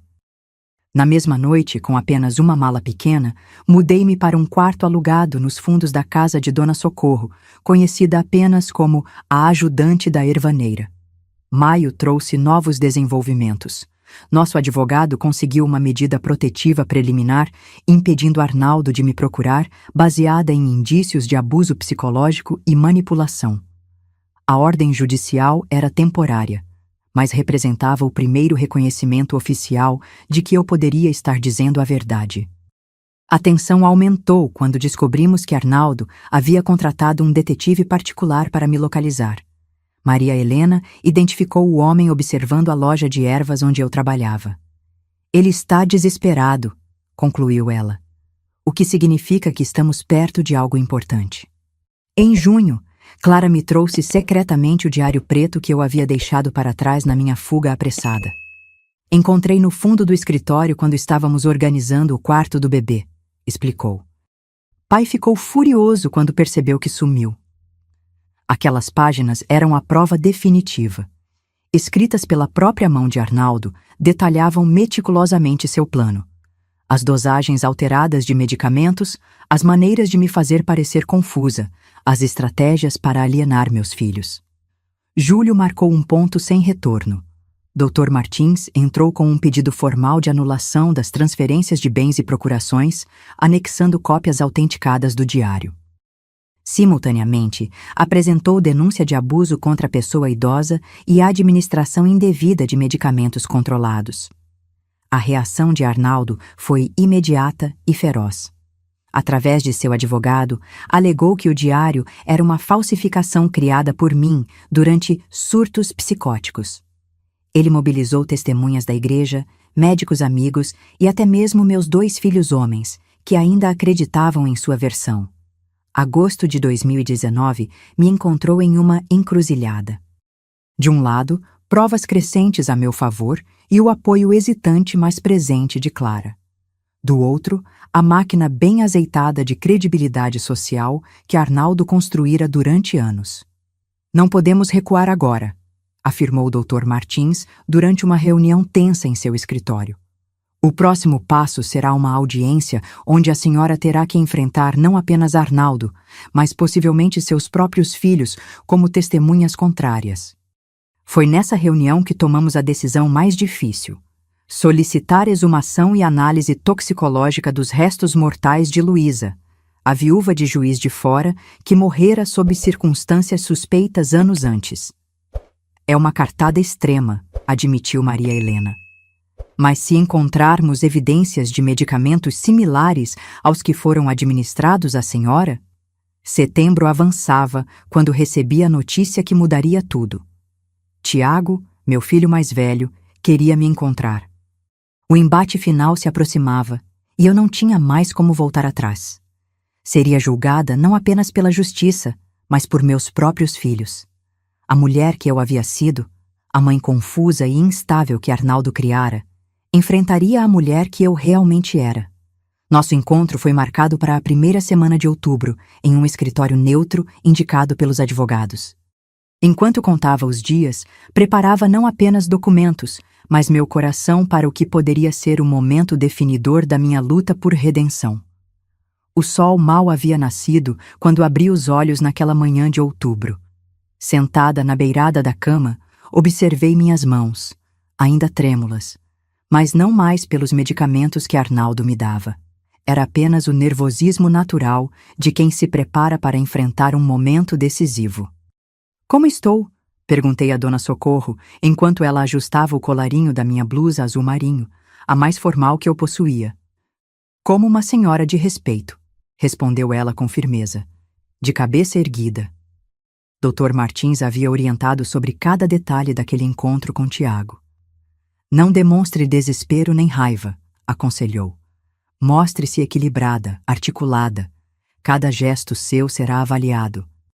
No trajeto para o escritório neutro em Petrópolis, observei pela janela do carro as ruas familiares da cidade onde vivera por tantos anos. Passamos perto da antiga igreja onde conhecera Arnaldo, e involuntariamente meu corpo se enrijeceu. Ele não estará presente, garantiu Maria Helena, que dirigia o veículo. Apenas seu filho e os advogados. O escritório ficava num casarão restaurado no centro histórico. Chegamos 20 minutos antes para os preparativos finais. Doutor. Martins me aguardava na entrada, pasta de documentos em mãos. Temos novidades, informou ele discretamente enquanto subíamos as escadas. O resultado preliminar da exumação de Luísa chegou esta manhã. Meu coração acelerou. E? Traços de benzodiazepínicos em concentração incompatível com prescrições regulares, respondeu ele, semelhantes aos que encontramos no seu prontuário médico. Aquela informação era ao mesmo tempo vindicadora e aterrorizante. Se o mesmo havia acontecido com Luísa, o que teria acontecido comigo se eu não tivesse encontrado aquele diário? Uma sala de reuniões nos aguardava no segundo andar. Janelas grandes deixavam entrar a luz natural, iluminando a mesa de mogno onde eu enfrentaria meu primogênito. Sobre ela, organizamos estrategicamente os documentos, laudos médicos atuais, cópias do diário de Arnaldo, resultado da perícia judicial, fotografias minhas durante o período de medicação induzida. Mantenha o foco na evidência documental, lembrou o Dr. Martins. Emoções são importantes, mas são os fatos que convencem. Às 10 horas em ponto, ouvimos passos na escada. Ajeitei-me na cadeira, respirando fundo como Dona Socorro havia me ensinado em suas sessões de chá de camomila. Respire pelo nariz, solte pela boca, deixe o ar levar o medo. Tiago entrou acompanhado de um advogado jovem. Meu filho, agora com 42 anos, parecia mais velho do que sua idade, o rosto marcado por uma tensão que reconheci imediatamente. Nossos olhares se encontraram por um breve momento, antes que ele desviasse para os papéis sobre a mesa. Obrigado por vir, começou o Dr. Martins, sempre diplomático. Esta reunião é um esforço preliminar para esclarecer fatos antes da audiência formal. O advogado de Tiago assentiu rigidamente. Meu cliente concordou em ouvir, mas isso não representa reconhecimento das acusações contra o Sr. Arnaldo Soares. Seguiu-se uma apresentação metódica das evidências. Dr. Martins explicou cada documento, cada relatório médico, cada inconsistência nas prescrições. Maria Helena detalhou os padrões comportamentais identificados tanto no meu caso quanto no de Luísa. Eu observava o rosto de meu filho, procurando sinais de que aquela muralha de desconfiança começava a rachar. Foi quando chegamos ao diário que vi a primeira mudança em sua expressão. Dr. Martins colocou algumas páginas digitalizadas diante dele, aquelas onde Arnaldo descrevia com precisão clínica como aumentaria gradativamente minhas doses para maximizar confusão sem provocar hospitalização. Esta é a caligrafia dele? Perguntou o Dr. Martins. Tiago tocou o papel com dedos hesitantes. Parece ser, admitiu, a voz traindo a primeira dúvida. Então chegou minha vez de falar. Havíamos ensaiado aquele momento, mas quando abri a boca, abandonei o script preparado. Tiago, lembra quando você quebrou o braço aos 9 anos? Comecei, surpreendendo a todos. Era um domingo de julho. Você estava subindo na mangueira do quintal da vovó Cecília. Eu tinha dito para não subir, mas você insistiu que queria pegar a pipa enroscada. Meu filho me olhou diretamente pela primeira vez, surpreso. Quando caiu, você não chorou imediatamente, continuei. Ficou em silêncio, olhando para o braço torto, como se não acreditasse no que via. Só depois, quando te peguei no colo, você começou a chorar. No hospital, pedi para colocar em gesso verde, sua cor favorita. Uma lágrima escorreu pelo rosto de Tiago. Eu não esqueci, filho, disse suavemente. Nem isso, nem seu primeiro dia de escola, nem como você odiava cenoura, mas comia escondida na sopa. Minha memória nunca falhou como ele fez vocês acreditarem. Maria Helena discretamente empurrou para a frente uma pasta que havíamos mantido fechada até então. Dentro, fotografias antigas da família, anotações que eu fizera em segredo durante os períodos de lucidez, pequenas lembranças que provavam que, apesar dos medicamentos, eu nunca perdera completamente quem eu era. Por que você fugiu? Perguntou finalmente Tiago, a voz embargada. Se não estava confusa, por que não procurou ajuda? Por que não falou conosco? Aquela pergunta, a mesma que eu sabia que enfrentaria na audiência oficial, era a mais difícil de responder. Porque quando percebi o que estava acontecendo, entendi que ninguém acreditaria em mim, respondi honestamente. Ele havia construído tão cuidadosamente a imagem da mãe doente que qualquer tentativa minha de denunciar seria vista como mais um sintoma. Minha única chance era escapar, recuperar minha clareza mental longe dos medicamentos e então lutar com provas concretas. A reunião continuou por quase 3 horas.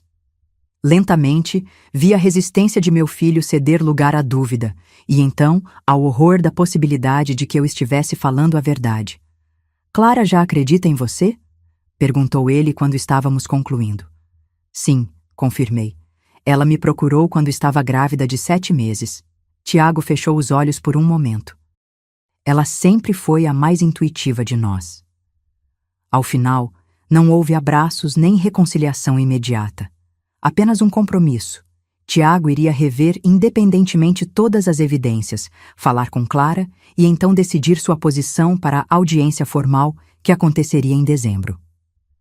Quando saímos do escritório, Maria Helena apertou meu ombro em um gesto silencioso de apoio. Isso foi apenas o começo, disse ela enquanto descíamos a escada. Mas um bom começo. Na calçada, parei para respirar o ar fresco da cidade que um dia fora meu lar. 2 anos e meio de luta haviam me trazido até ali, à beira do que poderia ser minha redenção ou minha derrota final. A verdade finalmente viria à tona, mas o preço seria expor não apenas a manipulação de Arnaldo, mas também o quanto meus próprios filhos haviam sido enganados. No caminho de volta para Nova Friburgo, recostei-me no banco do carro com uma mistura de exaustão e esperança. A batalha decisiva se aproximava, uma audiência onde enfrentaria não apenas Arnaldo, mas todos os fantasmas que ele havia criado. Restavam apenas 6 semanas para nos prepararmos. "Você está pronta para isso?" perguntou Maria Helena, olhando-me de relance enquanto dirigia. Olhei para a estrada sinuosa à nossa frente, tão semelhante à jornada que tinha percorrido até ali. "Passei 15 anos sendo silenciada", respondi. "Estou mais que pronta para finalmente usar minha voz."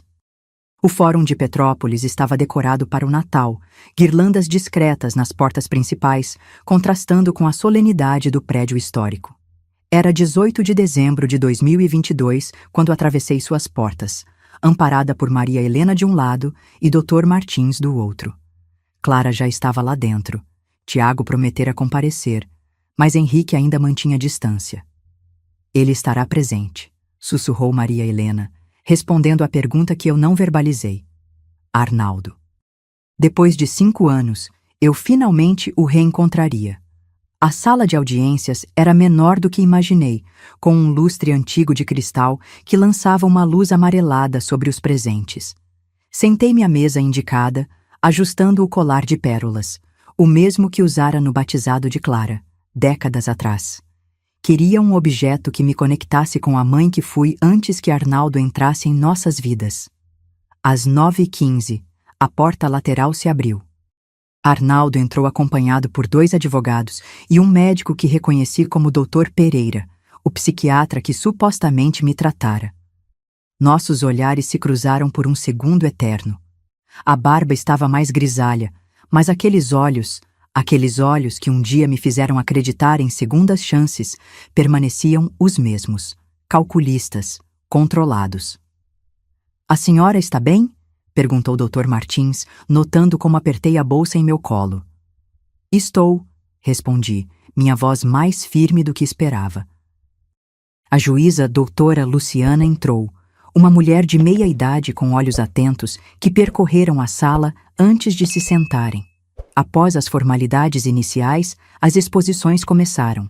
Dr. Martins apresentou metodicamente as provas, o diário, os laudos médicos, os registros de transferências financeiras, as declarações dos vizinhos que testemunharam meu isolamento progressivo. Então, o momento que tanto temi, meu depoimento. Caminhei até a cadeira indicada, senti o peso dos olhares. Foi quando a porta dos fundos se abriu silenciosamente e Henrique, meu caçula, meu cético, entrou, parando em pé no fundo da sala. Nossos olhos se encontraram e um pequeno aceno seu me deu a força que precisava. "Senhora Benedita", começou a juíza, "conte-nos com suas palavras o que aconteceu." Respirei fundo e comecei minha história, não pelo fim, mas pelo começo. Falei do luto pela morte do meu primeiro marido, da solidão, do encanto inicial por Arnaldo.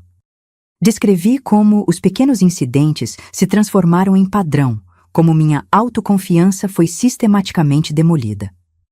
"No início, acreditei que fosse minha memória falhando", expliquei. "Quando você repete para alguém que ela está confusa, desmemoriada, instável, eventualmente essa pessoa começa a duvidar de si mesma." Falei sobre os medicamentos, as visitas médicas que mal lembrava, as ligações telefônicas interceptadas, os objetos movidos de lugar. "O pior não era perder meus bens", disse, olhando diretamente para Arnaldo pela primeira vez. "Era perder a confiança dos meus filhos. Era ver o medo nos olhos deles quando me olhavam. Era me tornar uma estranha na minha própria família." Quando descrevi o momento de encontrar o diário, minha voz falhou momentaneamente. A sala inteira ficou em silêncio absoluto. Ele escreveu tudo. Cada manipulação, cada aumento de dosagem, cada mentira contada aos meus filhos. Havia um cronograma, um plano para me declarar incapaz e assumir controle total dos meus bens. O advogado de Arnaldo levantou-se para o contra-interrogatório, tentando me fazer tropeçar em datas, detalhes, inconsistências. Foi quando aconteceu o momento que mudaria tudo. Senhora Benedita, ele questionou com falsa gentileza, se estava tão lúcida quanto afirma, por que nunca procurou ajuda médica independente? Por que não contatou autoridades? Antes que pudesse responder, Tiago se levantou abruptamente. Ela tentou, disse ele, sua voz ecoando na sala. Ela me ligou em março de 2016. Disse que algo estranho estava acontecendo, que não confiava nos remédios. Eu liguei para Arnaldo imediatamente depois. Um murmúrio percorreu a sala. Tiago continuou, lágrimas agora correndo livremente. Ele disse que eram delírios, parte da condição dela. Sugeriu aumentar a medicação. E eu permiti isso. Clara soluçou audivelmente. Henrique deu 2 passos à frente, os punhos cerrados. A juíza bateu o martelo, pedindo ordem. Quando o silêncio retornou, Arnaldo estava pálido, os olhos fixos em papéis à sua frente, evitando o olhar de todos. Gostaria de solicitar uma pausa, meritíssima, pediu seu advogado, visivelmente desestabilizado. Foi naquele momento, observando o homem que quase destruiu minha vida pedir refúgio na burocracia judicial, que senti algo inesperado. Não raiva ou vingança, mas uma profunda sensação de libertação. A verdade finalmente estava sendo ouvida. A pausa de 15 minutos se estendeu para 1 hora. Nos corredores do fórum, funcionários passavam apressados, lançando olhares curiosos ao nosso pequeno grupo. Clara segurava minha mão como se temesse que eu pudesse desaparecer. Tiago permanecia afastado, conversando em voz baixa com Dr. Martins. Henrique se aproximou, hesitante. Mãe, disse ele simplesmente, a voz rouca. Abri os braços e ele veio, o corpo enorme do meu caçula se curvando para se aninhar como fazia quando criança. Não trocamos palavras, não eram necessárias.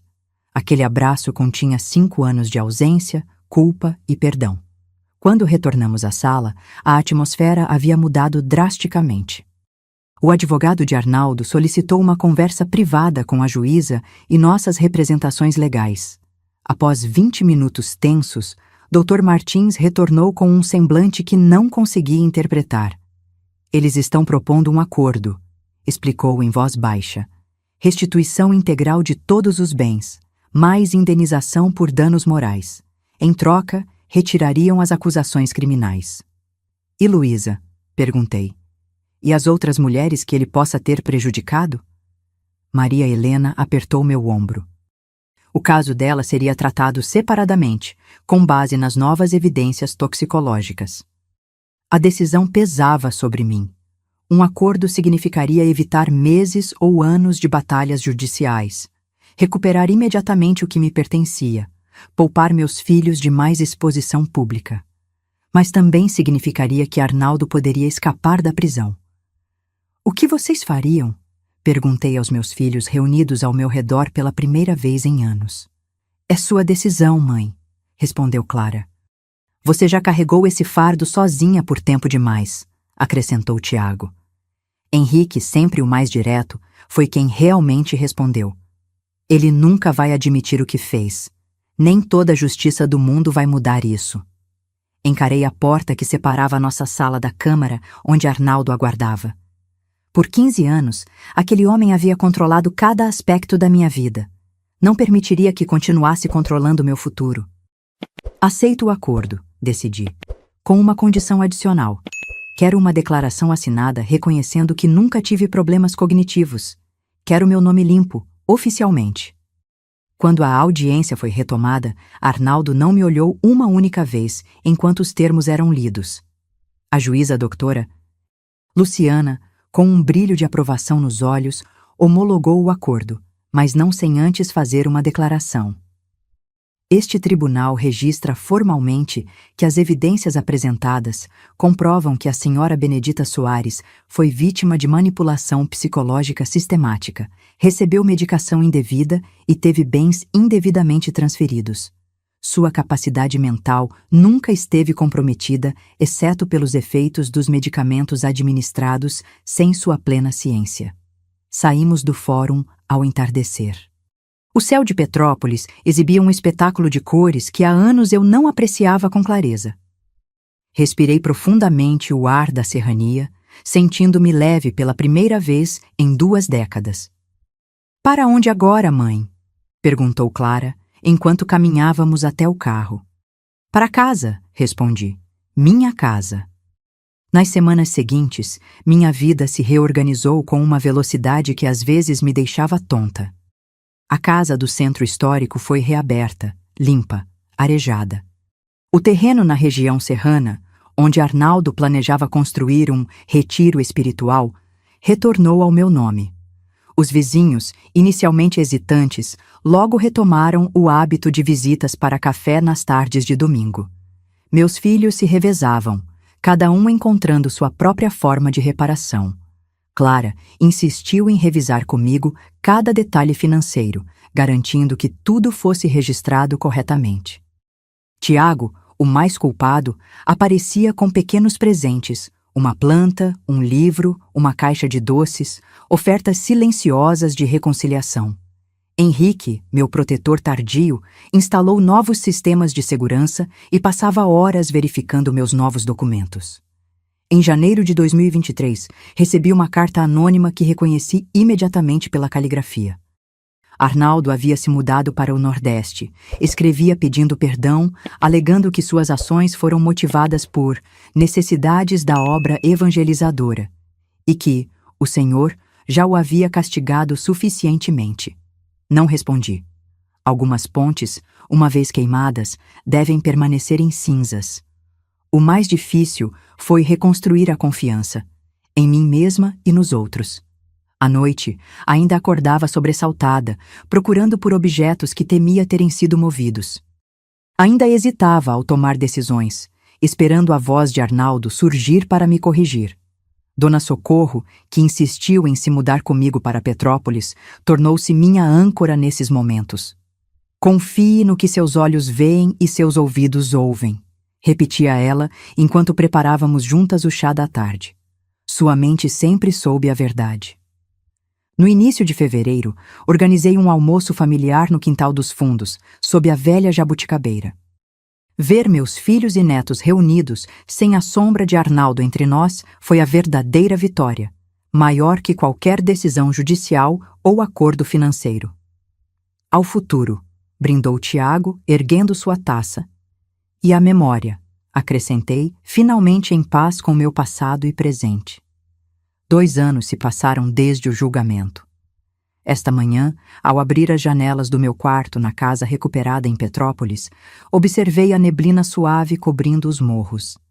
Sentei-me na cadeira de balanço que pertenceu à minha mãe e folheei o novo diário que comecei a escrever. Não para registrar esquemas ou manipulações, mas para documentar minha jornada de volta a mim mesma. A primeira página contém uma frase simples: "Hoje, acredito em mim novamente." Foi a primeira anotação que fiz após o julgamento, com uma caligrafia trêmula que foi se tornando mais firme a cada página. O processo de reaprender a confiar nas minhas percepções foi longo. Nos primeiros meses após o acordo judicial, ainda me pegava questionando minhas próprias memórias. Será que deixei as chaves aqui mesmo? Tenho certeza que desliguei o fogão? Este remédio é realmente para a pressão alta? Cada dúvida era um fantasma de Arnaldo sussurrando em meu ouvido. Dona Socorro, que continua comigo aos 83 anos, desenvolveu um ritual simples que praticávamos juntas. Toda manhã, sentadas na varanda com café fresco, ela me pedia para descrever 3 coisas que eu sabia com certeza. No início, eram afirmações básicas: meu nome, minha data de nascimento, o nome dos meus filhos. Com o tempo, tornaram-se mais complexas. Minhas opiniões sobre política, minhas preferências musicais, minhas memórias da infância. O gaslighting, explicou-me a psicóloga doutora Raquel em nossas sessões semanais, funciona destruindo sua conexão com a realidade. A recuperação exige reconstruir essa conexão, tijolo por tijolo. Cada tijolo precisava ser assentado com cuidado. Voltei a dirigir aos 69 anos, depois de Arnaldo ter me convencido que meus reflexos estavam comprometidos. Aprendi a usar um smartphone, tecnologia que ele insistia ser muito complicada para minha condição. Criei perfis nas redes sociais, não para expor minha história, mas para reconectar com velhas amigas e acompanhar os crescentes netos. Minha neta Mariana, filha de Clara, me ensinou a usar os aplicativos de mensagens com a paciência infinita que só os jovens têm com a tecnologia. Vó, assim você pode falar com a gente a qualquer hora, explicou, configurando os grupos familiares no meu celular. E ninguém mais vai poder interceptar suas mensagens. A frase me atingiu como uma revelação. Durante anos, Arnaldo monitorava todas minhas comunicações, atendendo o telefone fixo antes que eu pudesse, abrindo cartas, afastando visitas. A liberdade de me comunicar diretamente com meus entes queridos ainda me parece, às vezes, um luxo extraordinário. Redescobri também os pequenos prazeres que haviam sido gradualmente apagados da minha vida. Passei a frequentar o cinema local às terças-feiras, quando exibem filmes clássicos. Reativei minha carteirinha da biblioteca municipal. Plantei um jardim de ervas aromáticas, manjericão, alecrim, hortelã, sálvia, cujos aromas me ancoram no presente quando a ansiedade sobre o passado ameaça retornar. Como soube que não estava realmente ficando louca? Perguntou-me certa vez minha bisneta Laura, de apenas 12 anos, com a curiosidade direta que só crianças possuem. A pergunta me pegou desprevenida, mas a resposta veio naturalmente. Porque mesmo nos momentos mais escuros, havia uma pequena voz dentro de mim que dizia: "Isso não faz sentido. Isso não está certo." Quando todos diziam que eu estava confusa, essa vozinha persistia. Como uma luzinha piloto, concluiu Laura, satisfeita com a metáfora. Exatamente, concordei, impressionada com sua percepção. Uma luz piloto que nunca se apagou completamente. Manter essa luz acesa é agora minha missão pessoal. Nas reuniões mensais do grupo de apoio que frequento na igreja metodista, não poderia voltar à católica onde Arnaldo construiu sua reputação. Compartilho minha experiência com outras mulheres, principalmente idosas, que viveram situações semelhantes. Nunca uso a palavra vítima. Prefiro sobrevivente, às vezes guerreira. Os relacionamentos com meus filhos cicatrizaram de maneiras diferentes. Clara e eu desenvolvemos uma cumplicidade que nunca tivemos antes. Descobrimos o prazer de pequenas viagens juntas. Até agora, visitamos Ouro Preto, Paraty e Conservatória, documentando tudo em fotografias que ela imprime e organiza em álbuns físicos para mim. Tiago demorou mais a se perdoar do que eu a perdoá-lo. Foi apenas no Natal passado, enquanto preparávamos juntos o peru seguindo a receita da minha mãe, que ele finalmente conseguiu falar abertamente sobre sua culpa. Eu deveria ter percebido, disse, cortando as batatas com força desnecessária. Tantos sinais. Arnaldo era um mestre manipulador, respondi, ajustando a temperatura do forno. Ele enganou a igreja inteira, a comunidade, profissionais de saúde, como você sozinho poderia ter visto através de tudo aquilo. Henrique viu.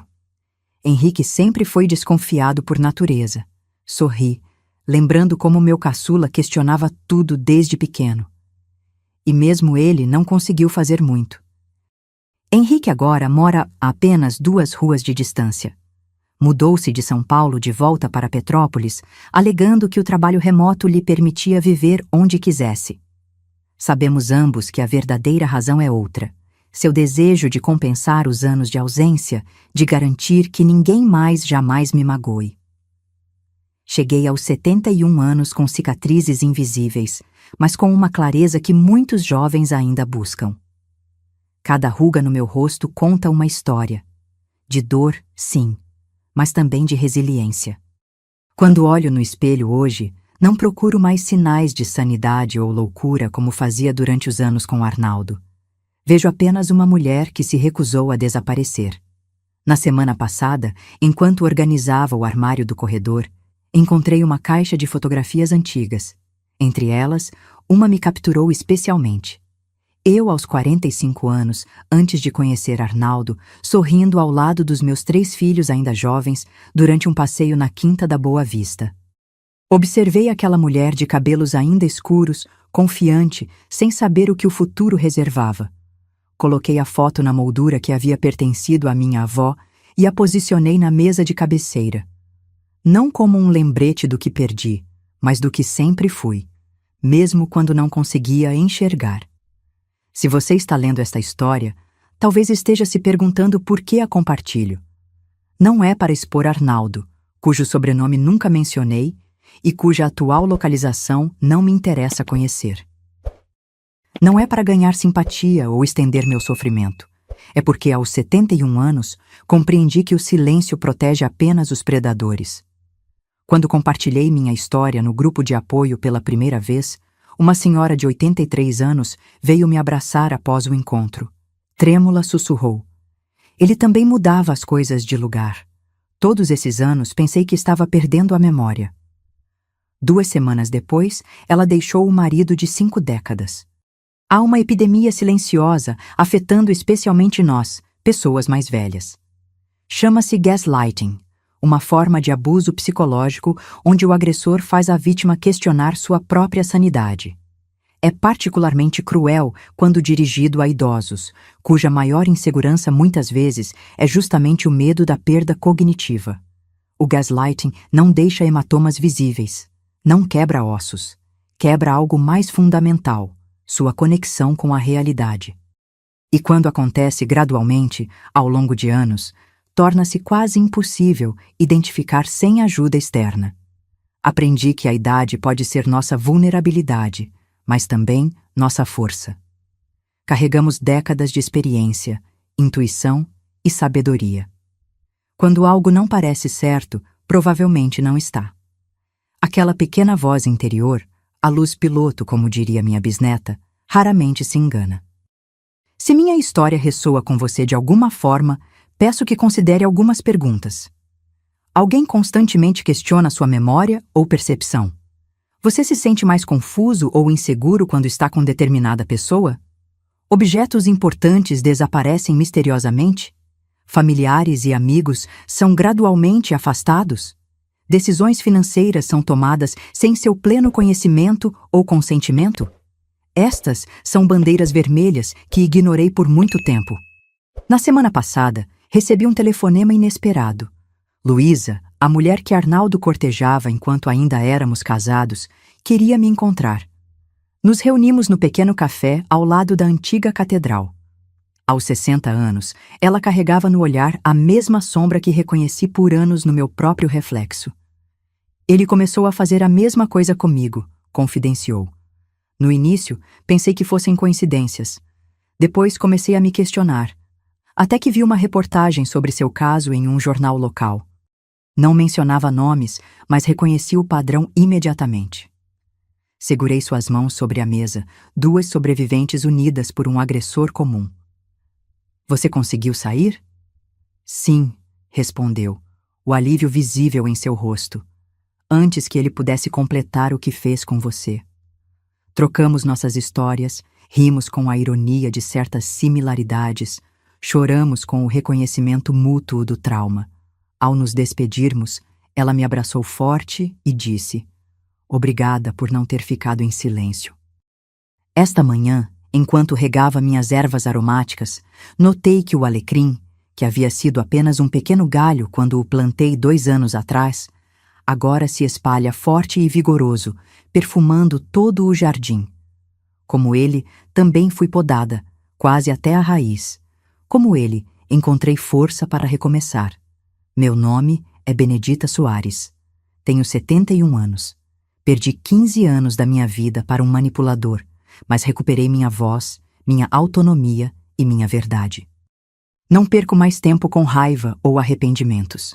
Em vez disso, concentro-me em cada amanhecer, cada xícara de café, cada risada dos meus bisnetos correndo pelo jardim. Na semana que vem, darei início à minha mais nova aventura: aulas de pintura na Casa de Cultura Municipal. Nunca é tarde demais para descobrir novos talentos ou retomar sonhos interrompidos.